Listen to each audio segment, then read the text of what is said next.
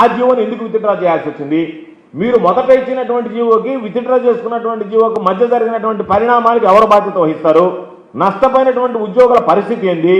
ఈరోజు డిఎస్సీలో దగాపడినటువంటి ఆ డిఎస్సీలో పరీక్ష రాసినటువంటి అభ్యర్థుల పరిస్థితి ఏంటి?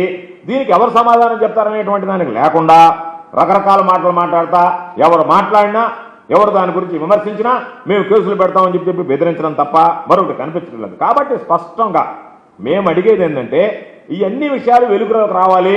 మీరు నిష్పక్షపాతంగా పారదర్శకంగా చేశారు అంటే సిబిఐ విచారణ జరిపించండి అంటే దానికి మీరు వెనకడ కొడుతున్నారు. కాబట్టి ఇది లోకేష్ శాఖలో ఎడ్యుకేషన్ డిపార్ట్మెంట్లో జరిగినటువంటి డార్క్ సీక్రెట్ ఆపరేషన్గా మేము భావిస్తున్నాం.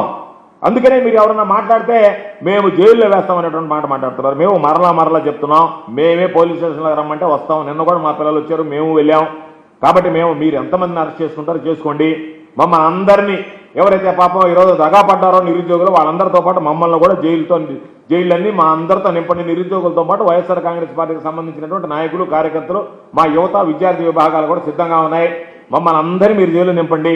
కానీ ప్రతిభ ఉన్నటువంటి వ్యక్తులకు మాత్రం మీకు చేతులు జోడించి చెప్తున్నాం, దయచేసి అన్యాయం చేసి వాళ్ళ ఉసురు పోసుకోకండి అని చెప్పి ఈ సందర్భంగా మీకు తెలియజేస్తున్నాం.